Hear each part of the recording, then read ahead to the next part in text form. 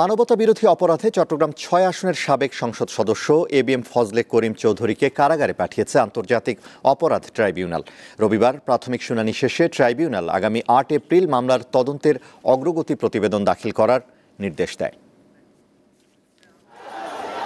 জুলাই আগস্টে ছাত্র জনতার অভ্যুত্থানে ঢাকা ও এর আশপাশের এলাকায় হত্যা, গণহত্যা ও মানবতাবিরোধী অপরাধের একাধিক মামলার তদন্ত চলমান রয়েছে।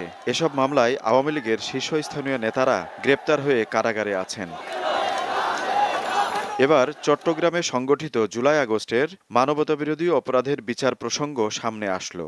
অন্য মামলায় গ্রেপ্তার হয়ে কারাগারে থাকা চট্টগ্রাম ৬ আসনের সাবেক এমপি এবিএম ফজলে করিম চৌধুরীকে বুধবার ট্রাইব্যুনালে হাজির করা হয়। ট্রাইব্যুনালের চেয়ারম্যান বিচারপতি গোলাম মর্তুজা মজুমদারের নেতৃত্বে গঠিত বেঞ্চ তাকে কারাগারে পাঠানোর আদেশ দেয়। চট্টগ্রাম শহরে জুলাই মাসের ১ তারিখ থেকে শুরু করে ৫ আগস্ট পর্যন্ত বিভিন্ন তারিখে হত্যা, আহত এবং মানবতাবিরোধী অপরাধের বিভিন্ন অভিযোগ আনয়ন করা হয়েছে, যেটি প্রাথমিক তদন্ত সংস্থার কাছে প্রাথমিকভাবে সত্যতা প্রতীয়মান হয়েছে। এ সময় চট্টগ্রামের কয়েকজন বৈষম্য বিরোধী ছাত্র আন্দোলনের ভুক্তভোগীরা ট্রাইব্যুনালে আসেন। তারা ঘটনার বর্ণনা দিয়ে সুষ্ঠু বিচারের দাবি জানান। মেসাকারের মতো একটা অবস্থা ৪ আগস্ট নিউ মার্কেটে, ওখানে আমরা ফজলে করিমের কিছু সন্ত্রাসী বাহিনীকে দেখতে পেয়েছিলাম, অস্ত্রধারী সন্ত্রাসী, অস্ত্র ওখানে ওর অস্ত্র মহড়া নিয়ে এসেছে দেখছিলাম। তাদের অস্ত্রধারী সশস্ত্র সন্ত্রাসীরা পুলিশ বাহিনীকে নিয়ে আমাদের ছাত্র জনতার উপর হামলা করে।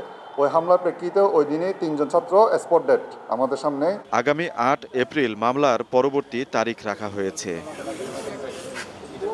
আজিজুল ইসলাম, দীপ্ত সংবাদ, ঢাকা।